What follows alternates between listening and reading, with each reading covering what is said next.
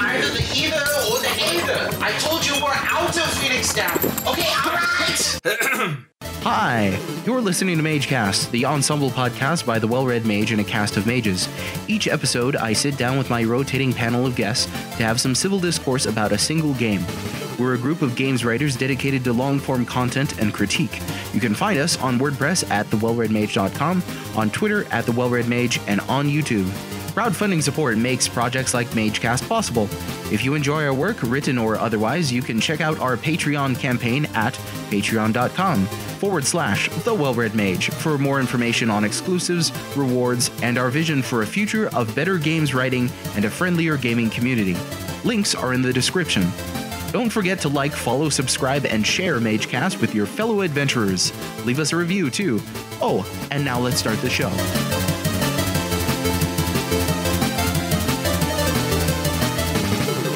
Hi, welcome to Magecast. My name is the Well-Read Mage, aka Moses.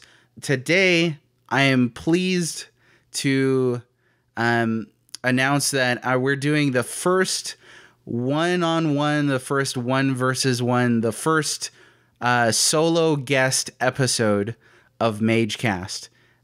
So it should be a delight. Hopefully it's a delight. Otherwise, it won't be. But I have today with me an exceptional individual who goes under the handle of normal, but just don't sell yourself short, man. You're a great individual. You seem like a happy guy. This is the first time I've ever seen your face.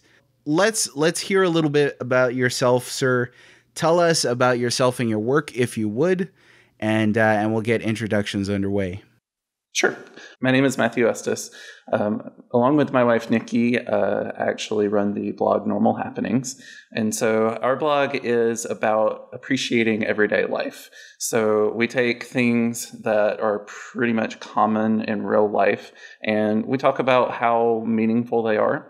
I tend to talk a lot about video games because video games mean a lot to me. So I'm a fan of a lot of different franchises, especially Nintendo franchises, but I'm here on a Sonic podcast today, so spoilers, this is a Sonic podcast. Right. Hopefully it says so in the title. Yeah, it does. It does. So I'm just really excited to be doing this podcast with you today. So I'm initially from, believe it or not, Alabama, so I may not have that detectable of a Southern accent. I tried very hard as a kid to kind of work that out of my system, but pretty much everybody in my life there has a Southern accent. But I moved to St. Louis for a job about a year and a half ago, and so I really like St. Louis as well. I tend to fit in pretty well there with my personality and everything. So I am a graphic artist. Along with doing blogging. Basically, I'm an animator, so I work a lot in Adobe After Effects to make, really good animations. It's kind of a place in the avionics industry. Can't go into too much detail about that, but it's a really interesting job that I very much enjoy. I got my master's degree at Auburn University in communications. And so, I do a lot of working with people, really getting to know people. So it's something that I very much enjoy. So one of the things that I know that you are going to be involved in soon is something called the Games That Define Us. Yes. Which is a really big collaboration of 35 different bloggers. So I'm super excited to read everybody's post. What it is that takes everybody's game that is most a part of their life, and they're basically telling stories about that particular game, how meaningful it is and how impactful it is to them. So I'm extremely excited to have all of those. I'll be spending the entire month of October editing the blogs, and then in November they'll each go out one by one in release date order. So we're extremely happy to see how that whole thing ends up turning out. If it's anything like the Hyrule See the Sights, Hear the Sounds blog that came out a couple of months ago, then it will be really exciting stuff. Yes, I'm definitely looking forward to that too. I think that's a unique collaboration, especially to focus on the personal aspects of what games mean to people, and of course, that's sort of a theme of your blog as well. So I wanted to ask. Now, I sort of share work with my wife too, in as far as creative things. So I wanted to ask, what's sort of the breakdown for you and your wife? What does she have, like a thing that she handles on the blog and you handle this thing, or what's your guys' talents in that respect? So I would call Nikki my primary support system when it comes to my blog, though I tend to write a lot more content. For instance, right now I'm doing a challenge where I'm writing a day-by-day sort of feature. She's always there to support me no matter what I do. She's also a really good editor, so she's always taking a look at my other blogs. But she really does have a strength in writing. Though her posts seem to be more few and far between than mine, she is so good at talking about life experiences and how they can get you down, the impacts that mental illness can have on life, and just being able to inspire people to go on no matter what's happening. Mm-hmm. I really think that the differences in our writing styles are great. She's got her strengths and I've got my strengths, and combined together, I feel like it creates a more well-rounded blog that people enjoy reading. Well, that's great, and that's what marriage is supposed to be like, right? You know, they your partner fills in sort of your gaps, and you fill in theirs, and that's, I think so. Yeah, that's a beautiful thing.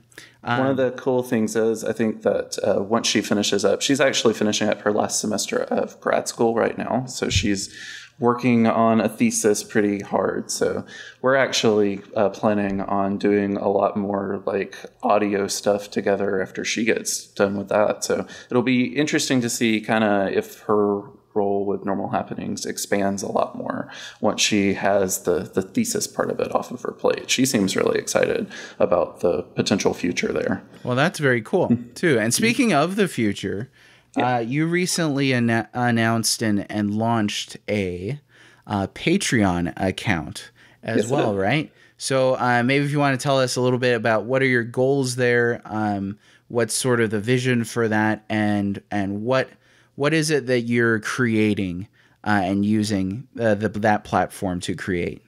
Sure. My Patreon for now was kind of out of necessity because I really wanted to be able to make the best designed the games that define us collaboration possible. And so what I wanted to do was upgrade Normal Happenings from a WordPress premium account to a WordPress business account. What that will enable me to do is be able to integrate more HTML and CSS, more plugins, more designs, the things that really stop you from being like hamstrung by the limitations of the WordPress premium platform. Because I don't know which one that you use. I know that you use WordPress, but if you use a premium one, you'll see that you can't do things like integrating scripts into each post. It's very challenging to control the initial design for them. Yeah. And you're really forced into a box of having like a few different things. Problem is, a WordPress business account is about, twice as expensive as the other ones. So it's a good way of like getting bloggers to kind of help advance the quality of the collaborations going forward. Yeah. After that, I think the next here is Nikki and I really want to start a podcast together. I guess an impromptu code name I can go ahead and say is we want to call it Normal Talks. Hey, you've heard it here, folks. For the first time ever, revealed Normal Talks. That's cool. Right. It makes sense because if the blog is about appreciating everyday life and it's called Normal Happenings, it makes sense that something relatively mundane like the title Normal Talks seems to fit well with the blog, with the potential podcast description. Yeah. So we're working towards kind of getting the financial backing towards that. And then going forward, I also would like to see Normal Happenings move into video content because I do work with After Effects and Adobe Premiere pretty much every day. I have no doubt that I'll be able to edit and develop quality YouTube videos similar to how a lot of the really good creative content producers on YouTube does, including your channel, by the way. I'm an amateur, sir. Thank you very much. I know, but I'm a proud subscriber, and I do love your stuff. So some of those views that you see on the page, those are mine. So. I thought that was the one view from my mom, but thank you very much. So actually, YouTube is my preferred way to listen to your podcast. I love the Super NES style, the Well-Read Mage Presents. Oh, the bling! Sort of. I ripped intro. that off, actually. I ripped that off from, Really? Yeah, the Super Nintendo. Yeah. Well, Just like on Super Mario World and A Link to the Past, along with a lot of others. It has that on there. And I'm like, hey, I get that. I understand that reference. It's something so inspired that I wish I would have thought of it first. Well, technically I didn't. I just ripped it off. So you thought of it first for like introducing your podcast. So you've got a killer introduction. I appreciate that. Well, it's funny that you would bring up the Super Nintendo, though. Again, considering our subject matter today. So today, ladies and gentlemen, this episode is entitled "What Nintendidn't." We are going to get into some of the history, the warfare, the appeal, and the iconic status of Sonic the Hedgehog, beginning here with his first game, which I was just told off the cuff was released in June 23rd, 1991 by Matthew here. He actually knows the date right off the top of his head. Now that you said that's because of your dad's birthday, right? Right. So my dad's birthday is June the 23rd. 1991? No. Oh, okay. His wasn't 1991. Just check it. That would make me about, I don't know, 2. Yeah, right. No, his was a lot earlier than 1991, Okay. but my birthday is actually in 1991. And so his numerical date, birthday, plus the year that I was born. And so it's pretty easy for me to remember Sonic's birthday, at least the North American release. Okay. I know that I think in Japan it came out a little bit earlier. Yeah, most likely. That's how it was back then, right? So I'm wondering if you could give us, sort of for somebody out there listening, some individual down by the rivers of Mississippi who's never heard of Sonic the Hedgehog. How would you describe Sonic the Hedgehog 1 in a nutshell in like a sentence or two? Okay, I would describe Sonic the Hedgehog 1 differently than I would describe the rest of the Sonic games. Oh, and we'll get into that. We'll break that down. Yes. Sonic 1 is a puzzle platformer game which has occasional bouts of speed.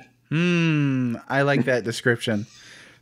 So with Sonic the Hedgehog, now you and I have had pretty different experiences with this character. So I'm wondering if we could take a few minutes to share sort of our personal experiences, our personal history with this character.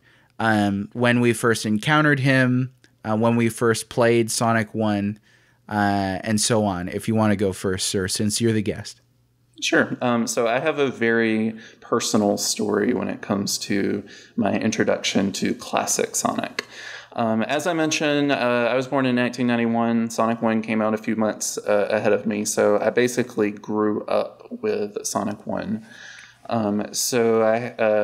My family had a Sega Genesis. They had a copy of Sonic 1, which, interesting story. As a kid, it kind of shows your mindset of things, especially if you're like 5 or 6 years old. You see the Sonic cartridge, and I don't know if you have like an envisioning of like the North American Sonic cartridge in your mind, but it basically has a picture of Sonic. It says Sonic the Hedgehog, and then in big red letters it says "not for resale." And so in my brain as a kid, I always thought that the subtitle for Sonic was not for resale. Was not for resale, and maybe that was prophetic to an extent, huh? Right. Without the internet and stuff, you look at it and you're like, okay, what does that mean in your kid brain? You're like, all right, what kind of thing does not for resale mean? And then you're like, oh, wait, it's just saying don't resell the game. So I grew up playing Sonic basically with my grandparents. I stayed with my grandmother after school basically every day until, I don't know, it was like 11 or 12 or something like that. So I eventually got really good at Sonic 1 and Sonic and Knuckles. And then I eventually was gifted Sonic 2. Interestingly, Sonic 3 didn't come along until later, but now Sonic 3 and Knuckles, the combined experience, is my favorite Sonic game. But with Sonic 1, basically she would, sit there and I'd like sit on the floor and just end up playing Sonic. She would like fall asleep to the music. She, even to this day, loves like the music. So occasionally I will like, whenever I'm like visiting, I live 600 miles away now, but whenever I'm visiting, I'll actually go break out, in this case, not an original Sega Genesis, though it was at that time, and play the Sonic games so she can kind of fall asleep to the music. So, yeah, basically the original classic Sonic games were the games that I grew up playing, getting into video games. I did have others like Kirby's Adventure, which I wrote a blog about. It was one of the earlier blogs that I wrote. And that was the first blog post of yours I'd ever read. And I remember that. Yeah, you're right. I know. No. I remember you commenting on it. Yeah, you made a really nice comment. Oh, yeah, you deserved it. It was a good. Who's this well-read mage person? Yeah, and then ended up being. I just swooped really in cool from guy. Now we're doing a podcast. Swooped in from the shadows on you. So right. Growing up, so you had an NES and you also had a Sega Genesis. That's right. Okay, so you were sort of straddling the console wars then. Did you ever get into some of that in the schoolyard, arguing with friends or anything like that? I didn't really know about it. Surprisingly, in relatively rural Alabama, which is where I went to school, there wasn't a whole lot of video game talk. And when there was, this was like up to the point of like having a PS1. And so I think there was a lot of like Final Fantasy hype at that point. Mm-hmm. I know a lot of people loved Crash Bandicoot, but before that, I was kind of introverted as a kid. So they were playing the original Sonic games and a lot of the original NES games like Kirby's Adventure, like The Legend of Zelda, Super Mario Brothers, Dr. Mario, those kind of things. Mm-hmm. They were all more personal experiences to me.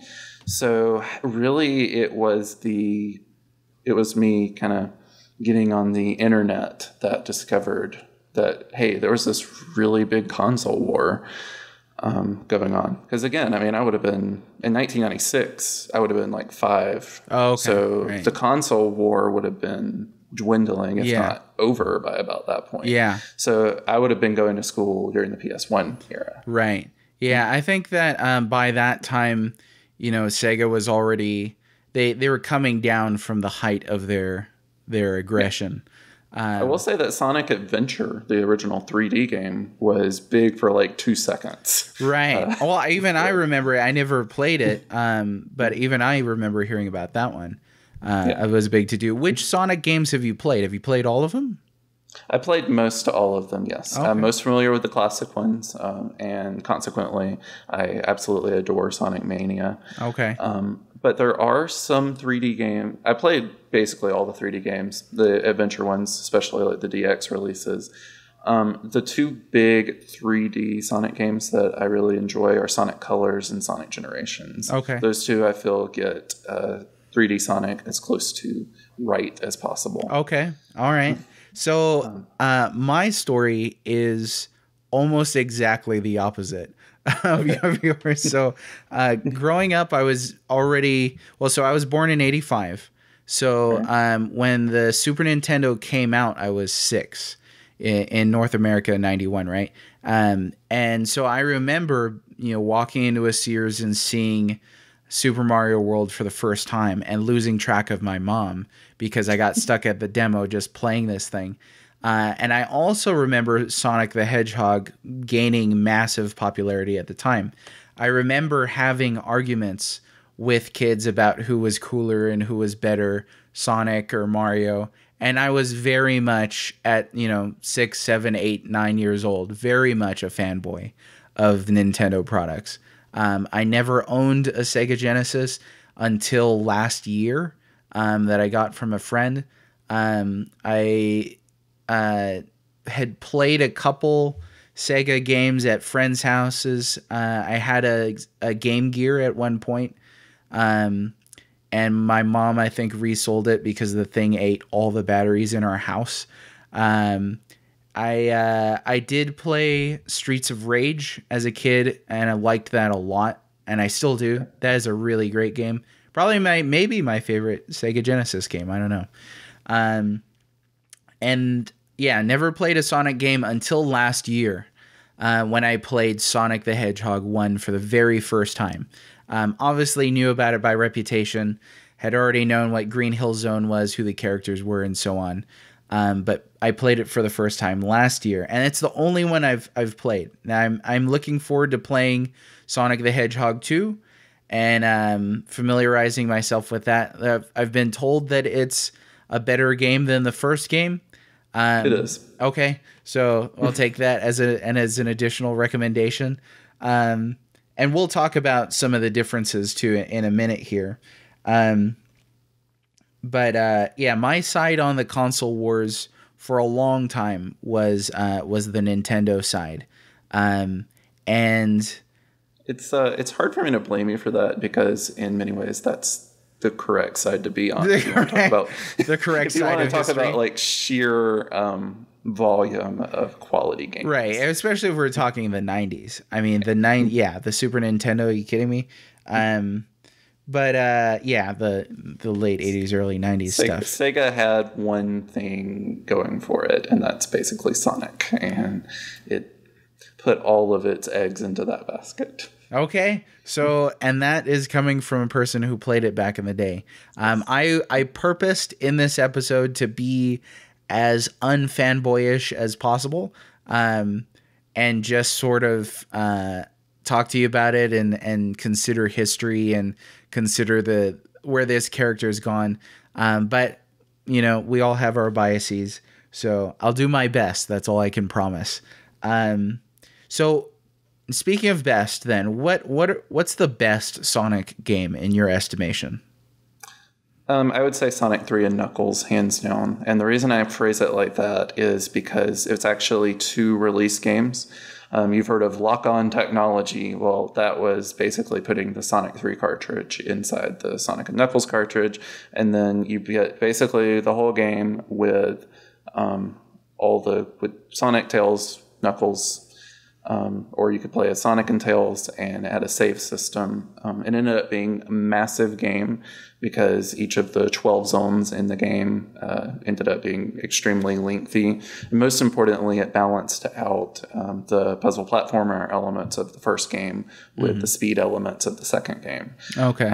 Combine that with the presentation value, which is just phenomenal, and it is the quintessential classic Sonic game. Okay. That said, Sonic Mania was just released. That's about what I was going to ask you next, was Sonic Mania. To say that Sonic Mania is not a better game than Sonic 3 Knuckles would be disingenuous. It really is. It really took the spirit of those first games and optimized it. And I can't wait to see what Christian Whitehead and the team will be able to do with like a proper sequel that doesn't rely so much on recycled zones. That's interesting. I've yet to play that myself, but it's one that I've wanted to get into. You should start with that game if you're really wanting to get into classic Sonic, because it's got classic Sonic type of gameplay with all of the design elements that go into modern gaming. The things that we've learned over the past 20 years have really been poured into that game. Do you think that I could more appreciate the improvements made to the Sonic formula if I were to play 2 and 3 before Mania, or do you recommend me playing Mania and then going back to those? I think that I would actually recommend playing Mania and then going back to those, because although Mania has a ton of improvements, it still allows 2 and 3 and Knuckles to both like stand on their own. I don't feel like that by playing Mania you're going to be losing out on the quality that you find, especially, you know, knowing you tend to be able to put yourself into the perspective of the time period itself. And I think that by doing so, you'll be able to still appreciate how good 2 and 3 and Knuckles are. Okay. All right. Well, that's fair. I should do that. Yes. Sonic Mania looks brilliant. I remember when the first trailer came out and it had that animated sequence. I was just like, this looks like a lot of fun. And the music in Sonic Mania is just amazing. I've heard it. Yeah. T. Lopes does just a phenomenal job of capturing the spirit of classic Sonic. Yes. Some of the music I've listened to, and it looks beautiful. It sounds beautiful. It looks like a game I'd really enjoy playing. But the future of Sonic is perhaps a subject for another episode. And we need to get you back on at a future time and get talking on that future. But let's go back to the past. Okay. So we want to talk for a minute about the development of the original Sonic. Now, it is a storied development. So we're not going to be able to get into all of it. It's fascinating, though. I did a little bit of research on it when I tried to critique the first game, and found that Sega's famous/infamous aggression went pretty deep, hilariously so, to an extent. I think it's endearing now. I remember back then I was just like, okay, are you allowed to do that? You know, some of the things they did, but now it's yet another fascinating aspect of retro gaming history. So one of my favorite things, that'll be a great way to start this. One of my favorite things about Sonic's development history is that it was apparently called Project Defeat Mario as a code name. So Sonic was invented as this character who was supposed to take market share away from Nintendo and defeat Mario, literally take down the rival. So Sonic was sort of created with that in mind. Mario is this, chunky, cheery character. And so you have who's, red and whatnot. And then you've got Sonic, who's, emblazoned with this beautiful cobalt blue. And he looks much slicker. He looks much more stylish. And of course, he's got that famous attitude, the finger wagging. What's interesting is Sega's mascot before Sonic was Alex Kidd. Alex Kidd. Right. I've actually played Alex Kidd in the Enchanted Castle, which I believe came out in like 1990 or something like that. It basically plays like a worse version of Mario. And so you look at Alex Kidd and you're like, well, this guy basically is Mario, except not doing quite as well. Yeah, when I found that out too, I was like, there's literally nothing interesting about Alex Kidd. He has a normal name, Alex, and he's a kid. That's it. And I was like, a kid named Alex? That's it? That's what you got? So I think it was a smart move, definitely by Sega. Oh yeah. To, make as the flagship title of their Sega Genesis not Altered Beast, not Alex Kidd, but Sonic the Hedgehog. I think he was a very cool character, and that was hard to argue against back in the day, So what about differences then between Sonic and Super Mario? I sort of touched on the aesthetic differences, the visual differences, but what about between their games? If you were to compare, I guess it would be Super Mario World then was the nearest rival, and Sonic the Hedgehog 1. What are your thoughts on contrasting those? Yeah, I think that Sonic 1 plays a little bit more like a Mario game than the rest of the series. So I think the most that you can say about them is they're both side-scrolling platformers, which goal is to get to the end of the stage. Sonic 1 really hit a good pace with Green Hill Zone, the first zone in the original game. That proved to be suitably different from Super Mario World, but in the other stages, particularly Marble and Labyrinth Zone, it kind of reverted back to, okay, let's push some blocks, let's try to get the power-ups, let's go slowly and methodically, like through the levels. It wouldn't be until later where Sonic really understood that the reward like is speed itself. And in that case, that's what really sets it apart from a game like Super Mario World. Yeah, and I am completely with you on that in regards to this first game. That was probably the biggest shock that I had in playing it for the first time as an adult, because everybody associates Sonic the Hedgehog with speed. That was what he was marketed on. He was promoted as a fast character. He looks fast. Everything about him, you know, is gotta go fast, his motto and all that. I did see the cartoon Sonic the Hedgehog back in the day. Oh, really? Yeah, so I remember that jangle that, you know, was it Sonic the Hedgehog, you can't catch what you can't see? Something like that. Clever dialogue. But it conveyed that the character was fast. So I was surprised after getting through the Green Hill Zone to get into well, let's talk zones here since that's sort of a natural evolution of the conversation. After Green Hill Zone, you had Marble Zone? You did have Marble Zone, okay. Yeah.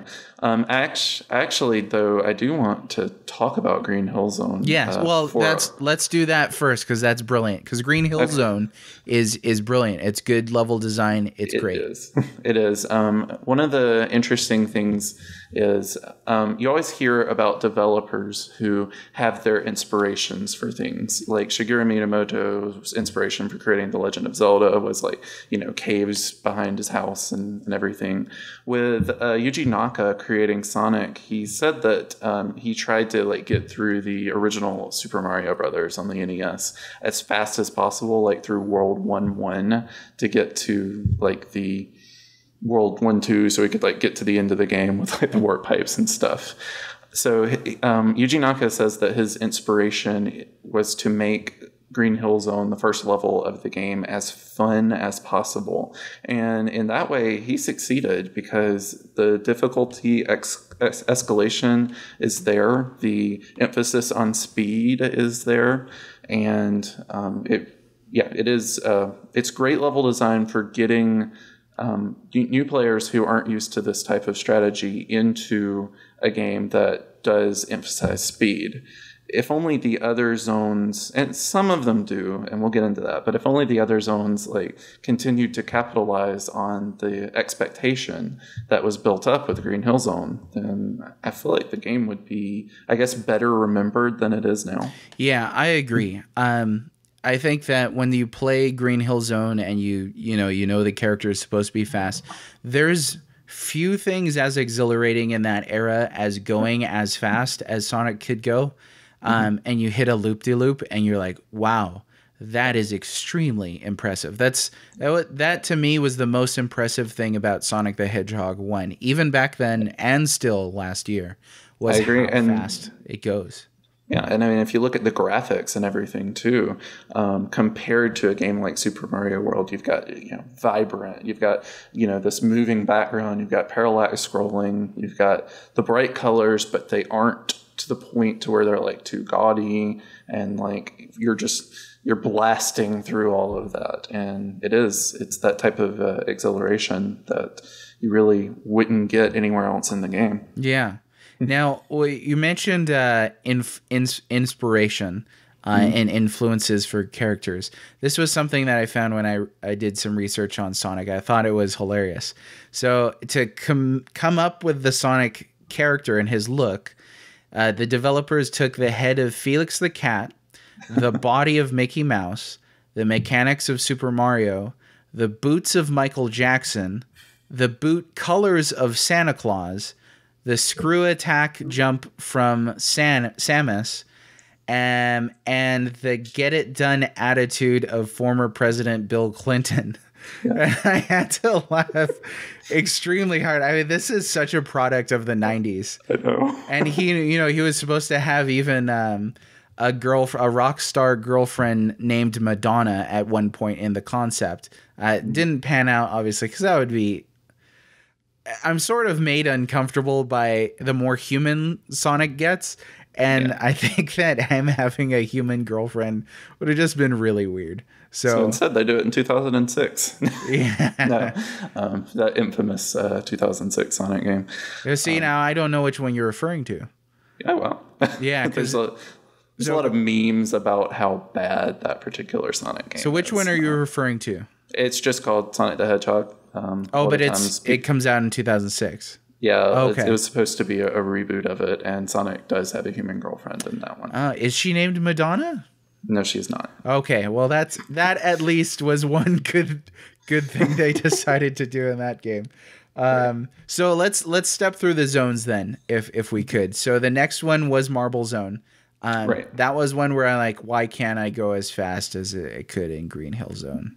Yeah, one of the interesting things I've seen is a lot of times in modern gaming you've got a consistent incline as like a difficulty curve.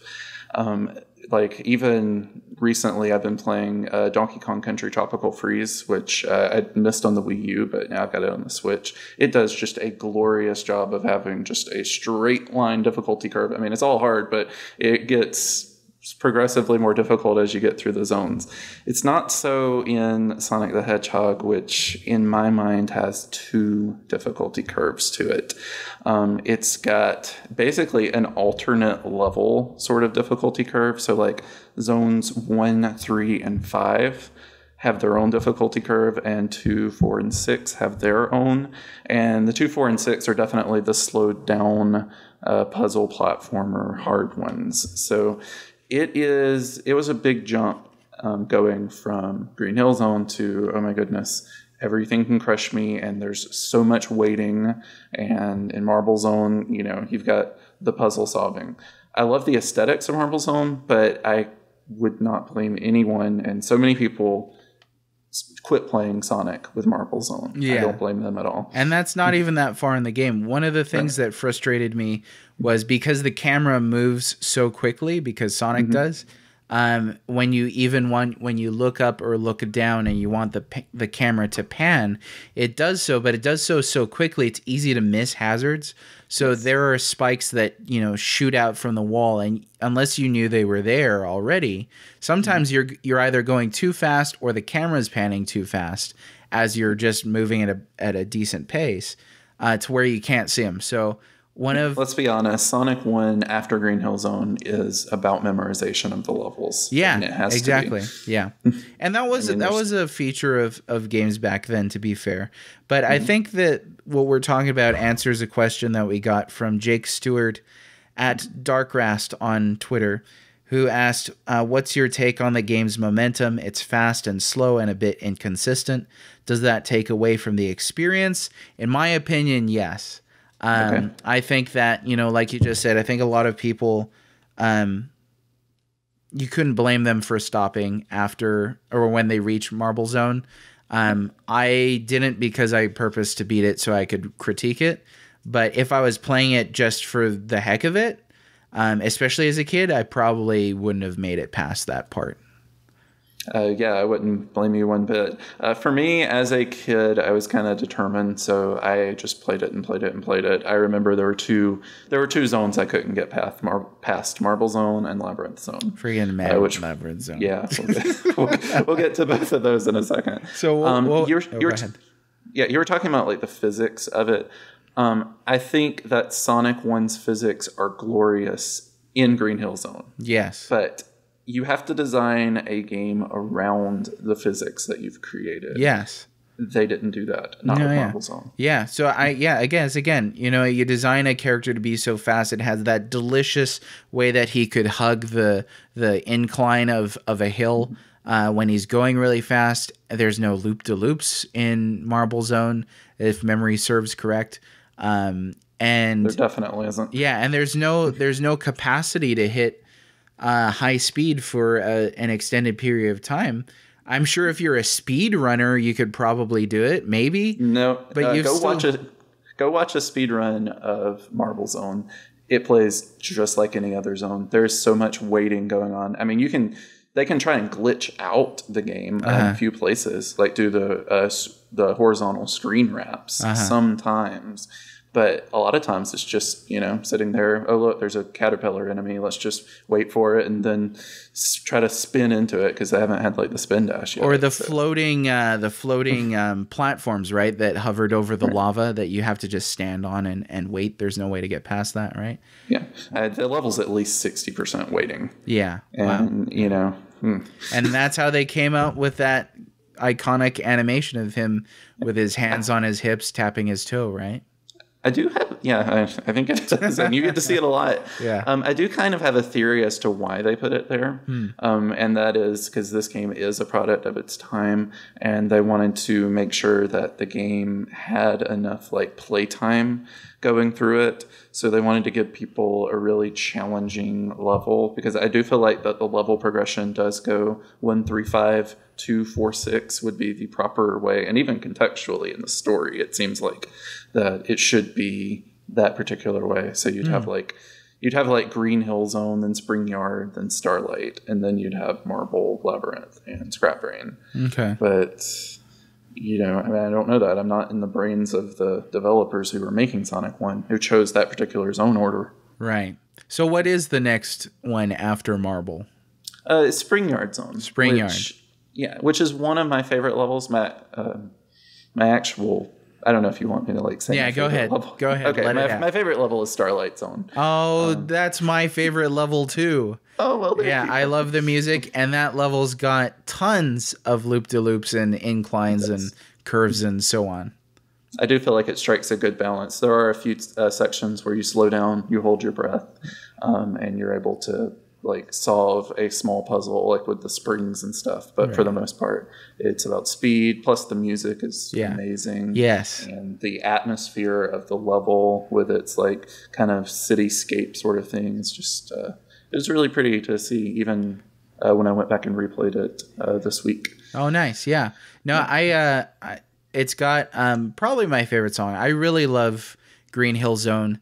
And this answers a question by Playjack at Playjack Sayback, who asked, what's your favorite song from the first Sonic game? He asked a lot of questions, but that was my favorite of his questions.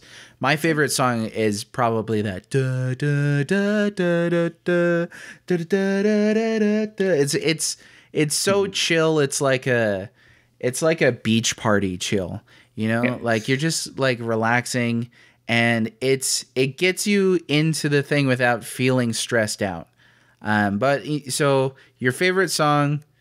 My favorite song is Starlight Zone, but it's quickly followed by Spring Yard Zone. Okay. I love the popping instruments in Spring Yard Zone. It's got a really cool bass line and stuff. But no, I like the same song that you did for pretty much the same reason. Nice. So Spring Yard Zone, and that's got the what is it? The pinball. Balls or whatever they're called, bumpers, pinball bumpers. It was really a proto casino type level, but it didn't really look like a casino level, so it ended up being just a weird hodgepodge of abstract sort of art set outside. Its color choice is strange, but I like it in a 1991 Sega Genesis game for some reason. Yeah, that salmon background and it's weird. It is endearing though. I think certainly much more endearing than Marble Zone in my opinion.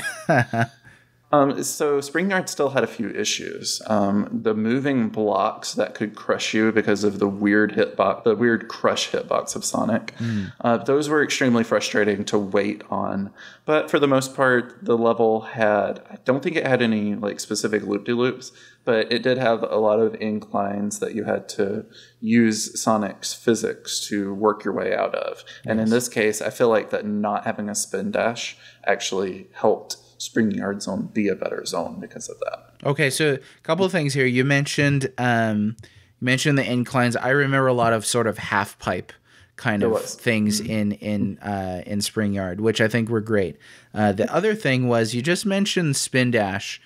for maybe the second or third time. So I don't know what you're talking about because I've only played this first Sonic game. Oh, wow. Okay. Yeah. So maybe, I mean, I've heard of it before and I know it's an attack thing.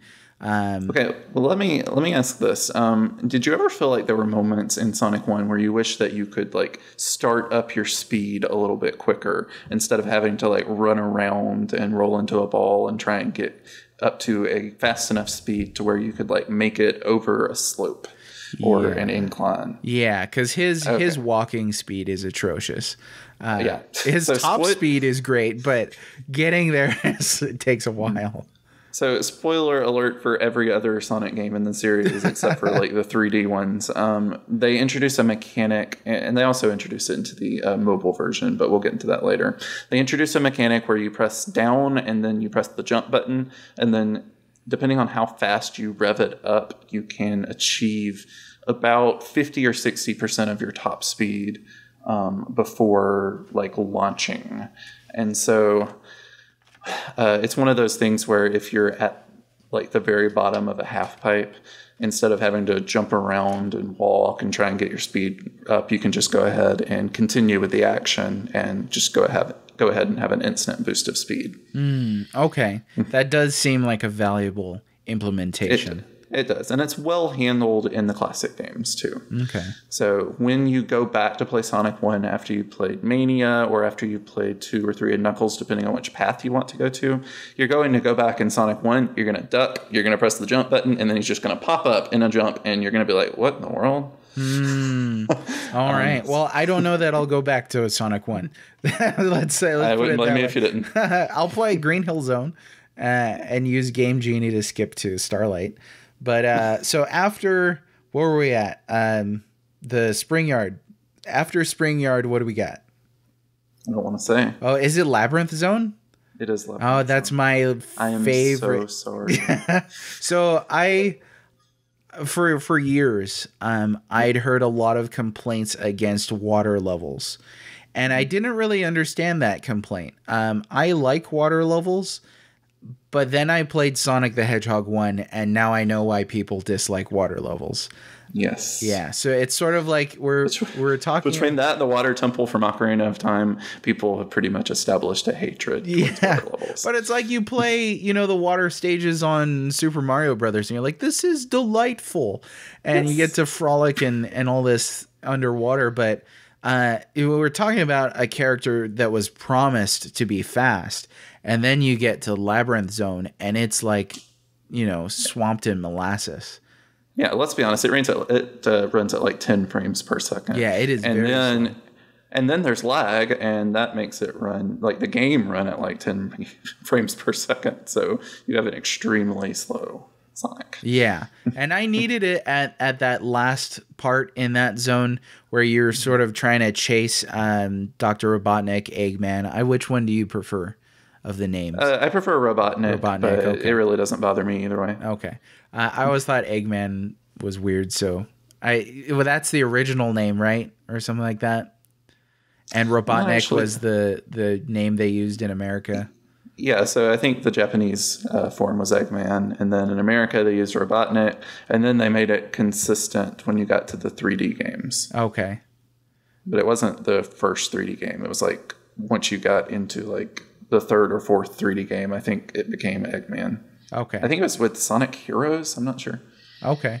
Well, that's something that our listeners will just have to hash out. But yes. So yeah, the Labyrinth Zone. I don't think we need to hang out too much on the Labyrinth Zone. I think that people who've played this game know the Labyrinth Zone. It's just there were nice moments like when you're sliding down some of the waterfall slopes, and you're like, well, this is fast. And then you get underwater and you're like, this is not fast at all. No, it's not. Yeah. I do like the music. The music was okay, but once you listen to it because you've died and had to restart the game 100 times, even that gets old. Yeah. And then they had the drowning mechanic too, which made you feel even more tense underwater. Yeah. So funny story with that. When I was a kid playing the game, I didn't understand the air bubble things because I didn't have a manual for it, and I guess I just didn't consider the internet to be a good resource back then. I'm not sure. I mean, I know it existed, but oh well. So I always tried to get through all the water sections, unknowing that there was a possibility of getting an air bubble to restore the breathing. And so I think I inadvertently became a really, really good speedrunner of Labyrinth Zone for the first act, because I could never get past the second or third. There's basically there's two underwater sections. So the first one you were able to get through with a little bit of sweaty palms. You were able to get through it without much problems once you got really good at the game. The second one, I spent like a year trying to get through the second underwater section of Labyrinth Zone, and I eventually was able to do it just barely with like half of a second left. Wow. And complete the first act without actually getting an air bubble. Wow. So it is possible. It is somehow possible. I can't do it now. Yeah. Well, as you get older, you kind of get worse at video games, right? It kind of reminds me of, I'm sure you've played Earthworm Jim on the Super Nintendo, one of my favorite Super Nintendo games. There's the tube race level after Down the Tubes, and it's, you're in a water stage, but you're riding a submersible made of glass, so like the worst thing ever, through like a rocky chasm, an underground tunnel. And unless you know that there's that secret extra oxygen deposit, then you got to try and rush through the whole stage. And I could never do it, but I never knew that thing was there when I first played it. So I imagine that's the most analogous experience that I had to your rushing through Labyrinth Zone. But speaking of rushing through Labyrinth Zone, what's the next zone? It's Starlight. And that's a great one. We already sort of talked about that a little bit. So what's after Starlight?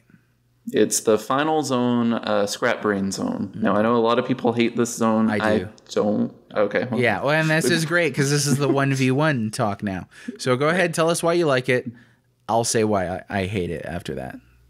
Well, in a perfect world, Scrap Brain Zone would exist to be kind of a combination of all the skills that you've learned so far. There's a lot of enemies in Scrap Brain Zone. It's very long. Particularly for the first two acts, there's a lot of traps that can get to you, but it's slow enough, but it's not like grinding to a halt slow, but it is slow enough to where I do feel like it's fair to play through, if not kind of frustrating, because you do have a lot of things flying at you at different stages. You've got traps trying to send you to your death, but if the game had built up a proper difficulty escalation curve, I don't feel like that Scrap Brain would be as hated as it is. Yeah, well, I think I could agree with that. And when I first played that zone, I remember thinking, this is just cheap, because it starts off with the sort of the trap doors that fall open. So I was like, okay, well, I got to run across that to get over, So I did, and then there's a gout of flame that forms a firewall right on the other side. And so I ran smack dab into that, and I was like, that's unfair, because they tempted me on the basis of the promotion of the character, and then on the basis of a trap door, they tempted me to run across it, and I ran straight into a firewall that I couldn't see because I didn't know it was there, and the camera moves so fast. So I thought that it definitely had a Kaizo Mario sort of feel to it. Yeah, I was upset about that, but I did beat it finally through all those bizarre conveyor belt, steps and the electricity and the tubes, where I was like, I don't know where I'm going, but hopefully it's toward the end of the level, because I was just like, when is this over? Because that's such a hard. I found it extremely hard. It is the one level in Sonic 1 that I will say is better than its Sonic 2 counterpart. Which, when you play Sonic 2, some of our fans, especially the Sonic fans, will know exactly which level I'm talking about. Mm-hmm. But when you play Sonic 2, then you'll get to a level pretty late in the game that will remind you a lot of Scrap Brain Zone. Okay. All right. That said, if you don't know the shortcut to Scrap Brain Zone Act 3, then you're back in Labyrinth Zone, and the air bubbles don't spawn nearly as fast as they used to. So, yeah. Act 3 of Scrap Brain Zone is terrible. Yeah.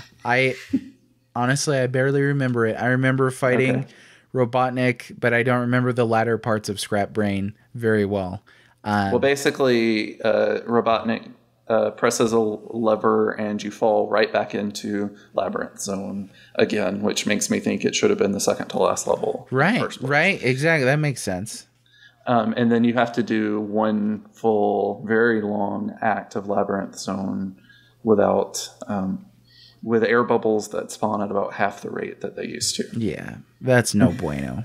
But between these stages, you've got a chance to go to a special stage, right? Yes. Yeah, and that special stage, I wonder if it gave anybody seizures, because that special stage is intense. Even seeing it as an adult last year, I was like, whoa, they definitely played with the maxed limitations that the Genesis could crank out, and some of those graphics are crazy about it. So tell us about those special stages. What are the point? What's the point of those stages? How do you access them? Whatnot? Yeah, so you have to get 50 rings in a level, but for some reason you can only do it in the first 5 stages. You can't do it in Scrap Brain Zone. Like the gold ring at the end of the stage, which you jump into, if you get 50 rings in a stage, it will not spawn. It also won't spawn on Act 3. So basically you're given 5 zones, the first 5 zones, and only the first 2 acts. That's only 10 chances to get into a special stage, which, there's no other way of like respawning those if you fail the special stage. And so if there's 6 of them, plus, those are very highly challenging special stages to begin with. So yeah, they're not well designed from a player convenience perspective. Yeah, well, even knowing what to do, as I didn't know that there were special stages, so I hit a special stage and I was like, "What's going on?" And trying to figure out what I needed to do, obviously failed out of it immediately. Did a little bit of research before I continued the game. I was like, "Oh, so I got to get this thing called a Chaos Emerald." Was it? That's right. Okay, and what even is a Chaos Emerald? Well, in this game, it's nothing. It's just it's an item. That's it. Yeah, it's literally a bonus. They do it. There's no reward except for a good ending with slightly different flowers. Okay. And I think maybe Sonic jumps up into the screen a little bit differently. Oh. If you don't get them all, then Robotnik juggles them at the end of the game and taunts you with them. Which is precisely the ending that I saw. Right. There's only 6 of them in this game. There's 7 of them in all future Sonic games. Okay. And there's an actual legitimately good reward, perhaps even one of the better rewards in video games in future series going forward. But in this one, you're thrown into a 2-dimensional rotating Sonic stage with terrible controls and seizure-inducing graphics. And if you can't tell, I believe that they are the worst special stages of the series. Okay, so that I like that. That answers a question we got from GG, aka at Hungry Goria, who asked, "I'd like to hear your thoughts on the special stages and how they stack up against the ones in the other games." So these ones, in your opinion, having played other games, are not the best. No, they're not. Okay. I do, at least with Sonic 2's, you've got some amazing graphical power. It looks like a tech demo for the Genesis. And so although that one relies on memorization, still not as frustrating as Sonic 1's, which, the music sounds like a lullaby and doesn't encapsulate Sonic speed at all. And then, in my opinion, Sonic 3 and Knuckles have the best of the classic series special stages. And Sonic CDs are pretty good too, though a little bit frustrating. It kind of goes back to that whole seizure-inducing sort of feeling. So thank you, Gigi, for that question. And thanks for being a part of the collaboration too. Oh, yeah. Yeah. Gigi's awesome. Yes. So we talked a little bit about Dr. Robotnik, a.k.a. Eggman. We talked a little bit about the Chaos Emeralds. We went through the zones. Does this thing have a story? Was it in the manual? Did you have the manual when you owned this game? No, but I looked it up later. The manuals are in almost every one of the collections moving forward. Okay. And so I had Sonic 1 on PS2 and PS3 in Sonic's Ultimate Genesis collection. Actually, the PS3 version. Yeah, this one right here. That's what I played it on. That's the one that I was playing to research too. And this is one of my favorite collections as well. That's I think an amazing collection. It's great. It has a ton of games. This is, again, it's Sonic's Ultimate Genesis collection for the PS3. I got it used for like $10. Yeah, that's a cool collection. Yeah, and it's 40 classic titles. And then what I really like that a lot of collections don't do is it has unlockables like interviews and things like that. So sometimes like I'll buy a collection, I'll be like, this is great, but what does it have that I haven't already seen? Because I've already played, a lot of these games before. This one was cool because it had a lot of those unlockables. So I know that you've got a Final Fantasy Tactics video coming out. On that collection, you should play a game called Shining Force if you haven't already.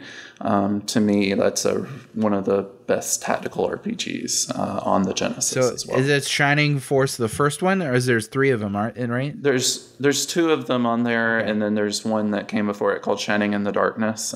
Shining in the Darkness is a quasi 3D dungeon crawler.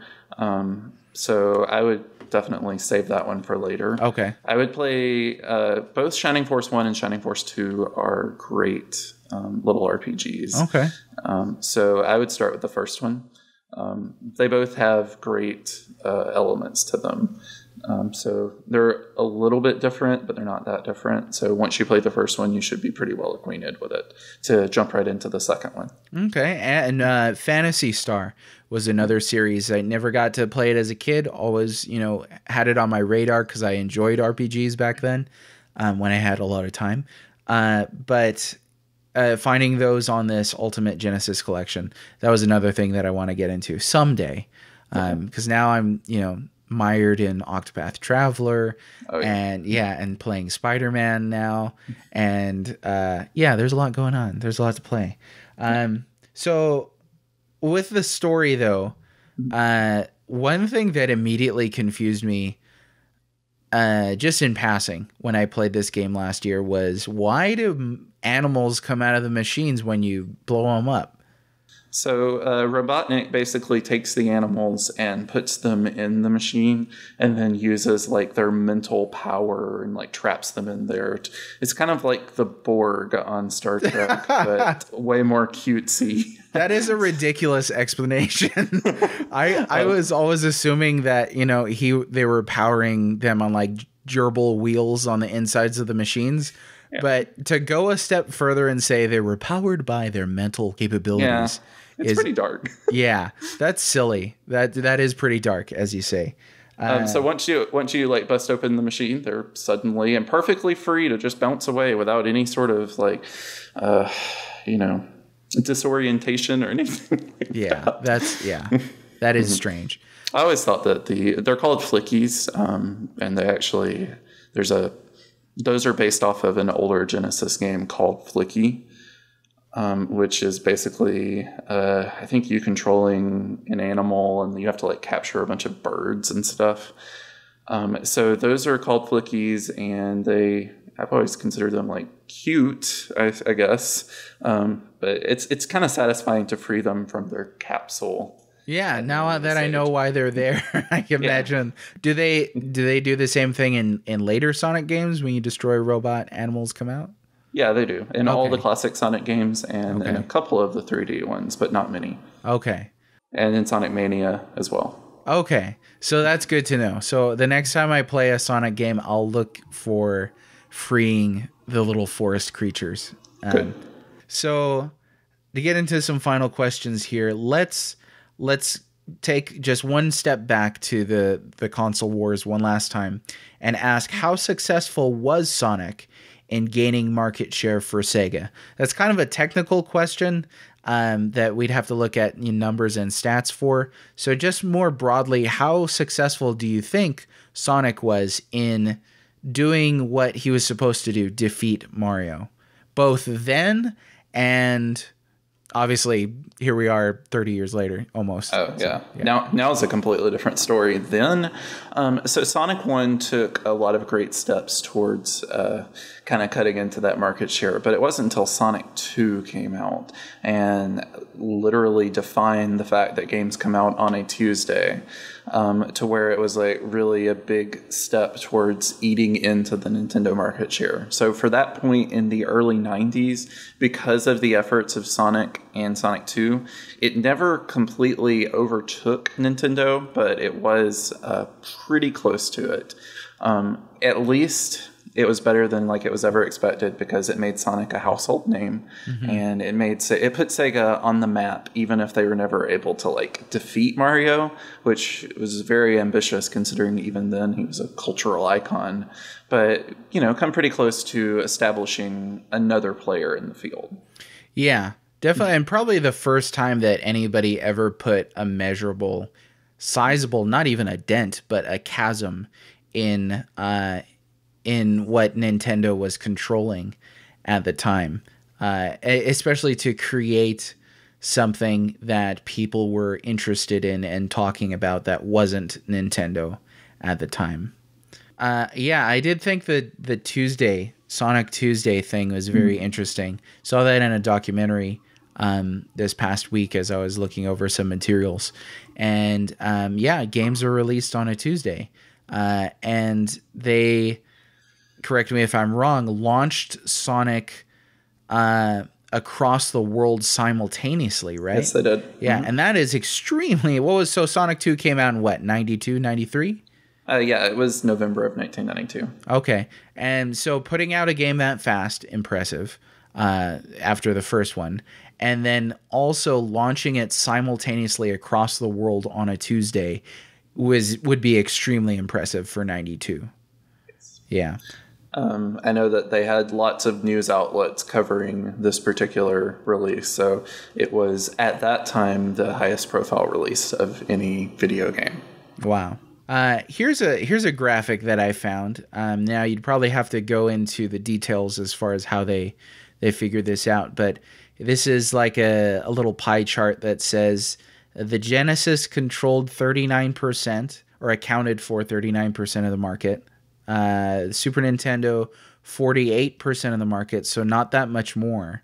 And then you had the TurboGrafx PC Engine at 10%. The Atari Jaguar at 0%, so I'm assuming that's a small number.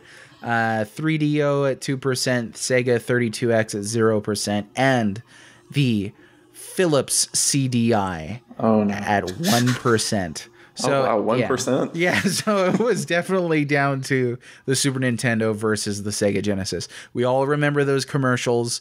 We all remember the magazine ads. The Sega does what Nintendo don't. And some brilliantly aggressive marketing on Sega's behalf to put up a commercial of a guy showing the price and the graphics between the Super Nintendo and the Sega Genesis. That blew my mind.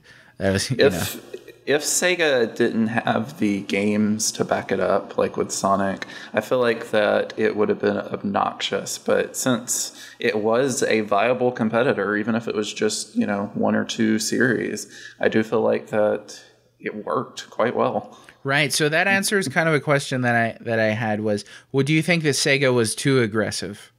Not for what they had to do. Right.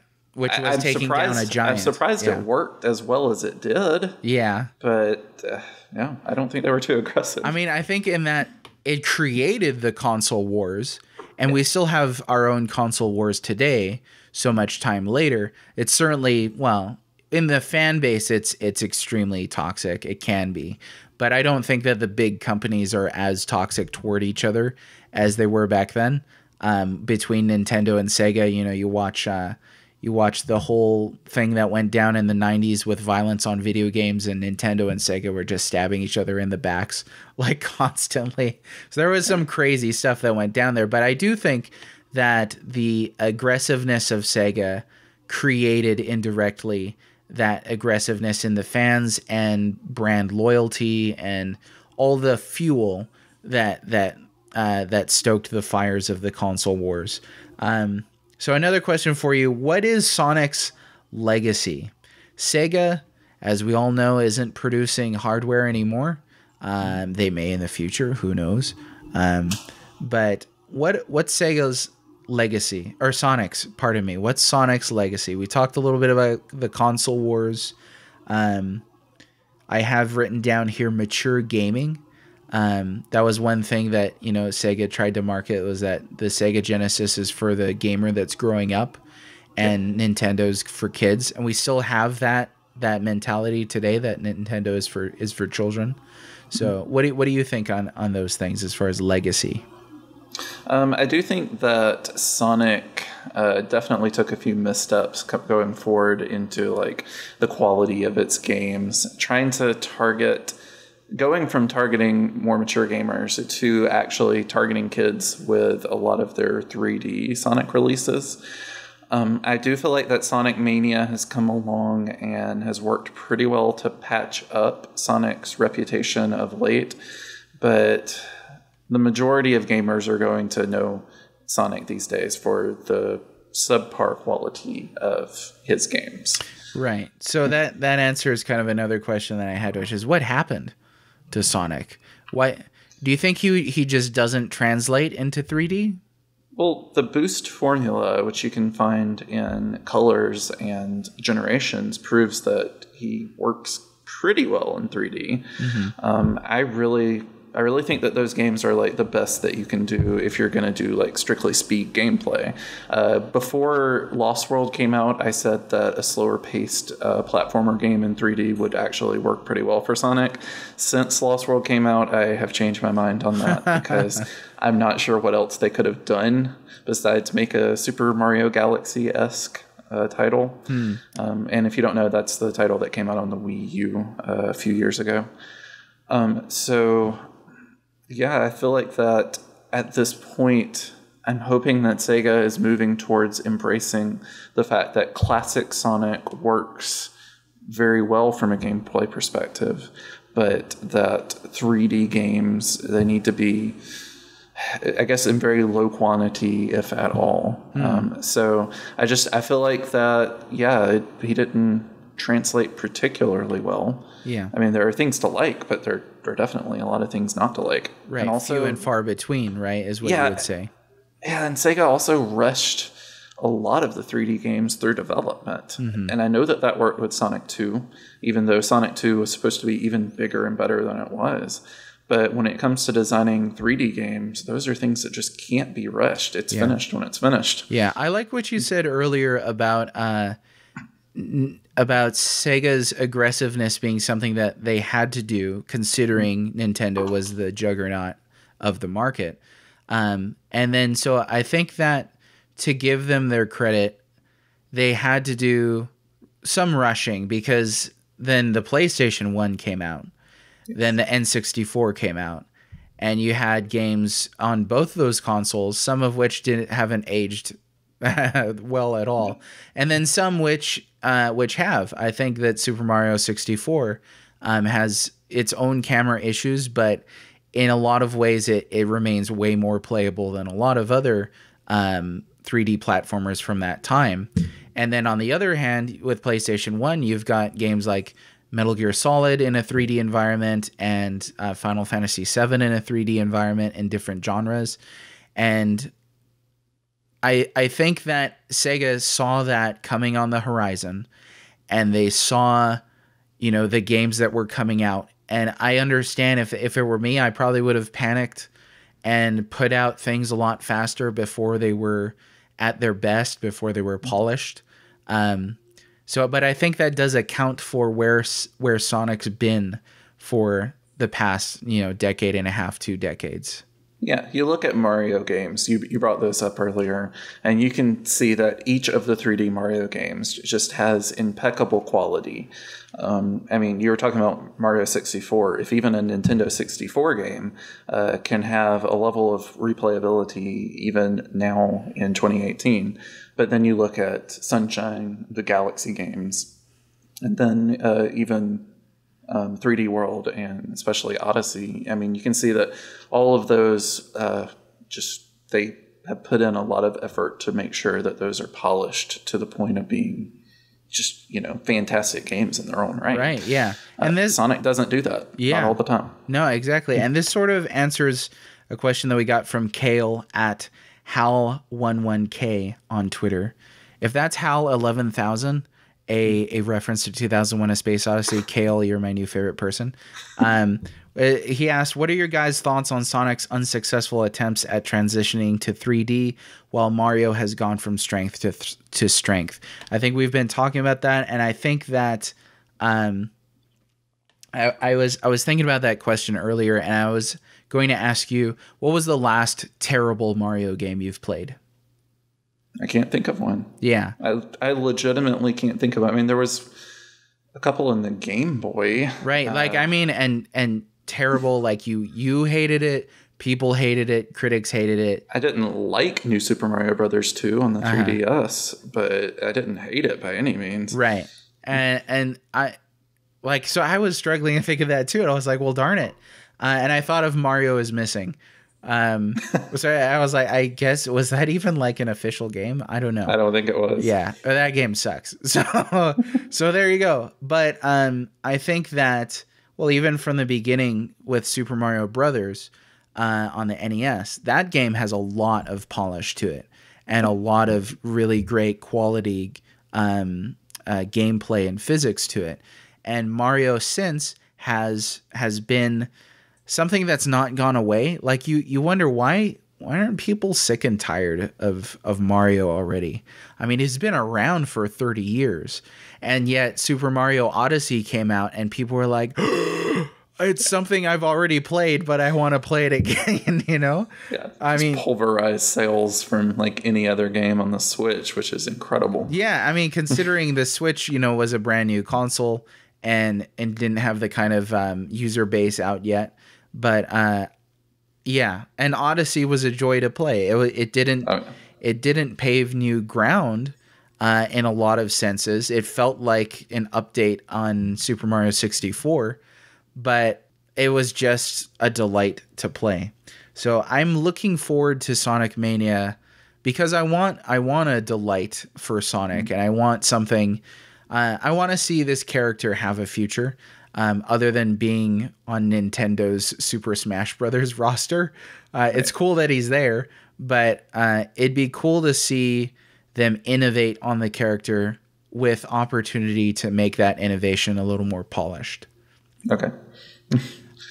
Regarding like the 2D Sonic games, there's a lot of them that you can't go wrong on at all. Like anything that you say about 3D Sonic games, most of the 2D Sonic games do a very good, consistent job of innovating. Even some of the handheld titles like Advances 1 through 3.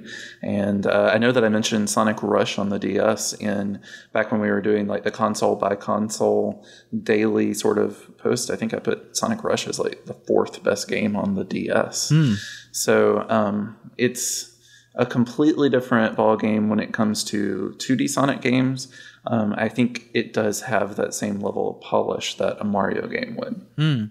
Well, that's interesting. So I've got a lot to play now. Yes. So a couple final points here. This is from Blue Williams at Writer's View on Twitter, who asked something along the lines of maybe talk about the cultural impact of Sonic versus Mario. And then she said, but I'm sure you had that on your list already. Right. We did talk about the comparisons between Sonic and Mario, Sonic's legacy versus Mario's legacy. Mario is one of those things that it's like, Mario's for children, and then a Mario game comes out and you're like, I want to play that so badly, But yeah, I think Sonic Mania, we didn't talk about Sonic Forces at all, did we?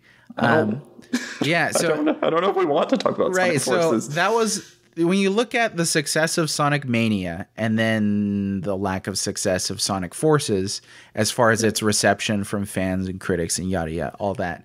I think that encapsulates what we've been talking about and what you've talked about as far as 2D versus 3D Sonic games. When I think of Sonic's legacy, I think of things like furries and that unfortunately, that to me was Sonic Forces. I was like, this is like a furries game. You get to create your own Sonic character, right? In it has character creation. It does. Have you played it? I started playing it, and it's really, I was like, okay, this is more of the same sort of thing.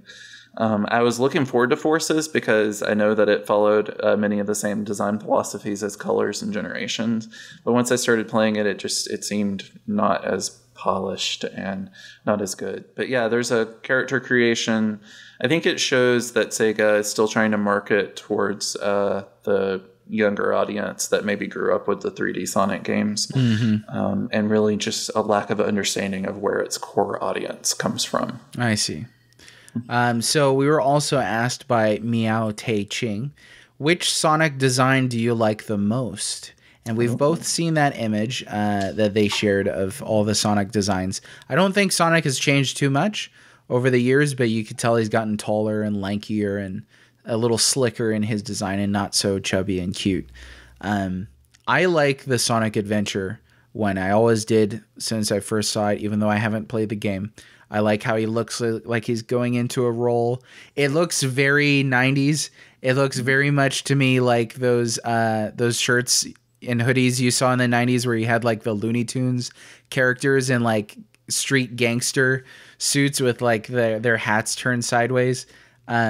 But regardless, that's probably my favorite Sonic design, just looking at those images and not having any real connection to the games themselves. What about you? I definitely like Sonic Mania's design. I know it's a 2D design, but to me, it basically combines all of the elements from the 4 classic Sonic games, well, from 3, because Sonic 3 and Sonic & Knuckles had the same design, but it combines all of them into basically one. And so I really like the color of Sonic Mania's like design. I really like the kind of the quirkiness that they put into like the animations. So it's a really neat amalgamation of the bunch. From the classic Genesis games, I like Sonic 2's design. For some reason, it's like a deeper blue color that I really like, more than I like Sonic 3's even. So yeah, 2 of them that I kind of like from the classic series. Okay. I guess regarding the 3D ones, maybe Adventures like yours would probably be my choice. Okay. The original 3D version of him. Yeah. Okay. And final question here. This is from Stevel Gaming at Gaming Stevel on Twitter, who asked, do you think Sonic's image as a cool character hindered him, especially as cute animal mascots went out of style and gritty first-person shooters became the new cool? I do think it hindered him, but I don't think it had to. You see a lot of characters evolve over the years to change their personality subtly and to have personality growth that matches the culture. And Sega could have done that with Sonic. Yeah. They kind of didn't choose to. That's an interesting response. I was thinking that that Sonic, well, one part of his legacy was paving the way for cooler gaming or gaming for adults and teenagers. Definitely creating a platform for the PlayStation. And Sega sort of wasn't able to hold on to that. We're the platform for older, maturer gamers. And they sort of went over to the PlayStation instead. But yeah, I think that Sonic's design hit a point where he was sort of too edgy, at least for me, where I was like, I don't even like this guy anymore. Like, he doesn't have that, like, rather than sort of like a sarcastic charm to him that was endearing, he just looked a little mean to me. Yeah. To me, the Sonic Adventure stories really kind of encapsulates what you're talking about. Okay. They decided to go in a kind of a dark, edgy direction, and Sonic's personality just did not in any way match the personality that you would expect from classic Sonic. Okay, I see. So, in closing, we just wanted to do what we always do and talk about one or two similar games to Sonic 1 that you would recommend. So go ahead, you can go first, and I'll close us out after that. Okay, one of which is going to be interesting because it's a Nintendo game, and it's on the DS. It's Kirby Canvas Curse, which I know that's going to seem surprising, but it has surprisingly similar physics to Sonic in that, you're a ball, you roll up, you use momentum-based physics to get through levels, except in this case you've got kind of a drawn, you draw it yourself and you are able to get Kirby where you want him to go. But in many ways there are elements of speed there that are actually pretty reminiscent of Sonic. Wow. Well, that's interesting. I never would have thought of Kirby, and I haven't played that one anyway. Do you have another title?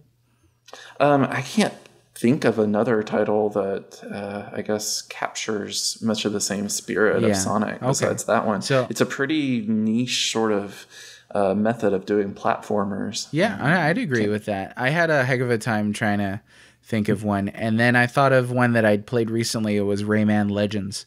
Really? Yes. Have you played Rayman Legends? I have. Okay. I'm not sure I ever thought Sonic the Hedgehog when I played that. But I'm interested in this. So I was impressed. Now, bearing in mind, I'm about halfway through Rayman Legends. But I was impressed at the pace and the momentum of some of the level design and that the character could achieve.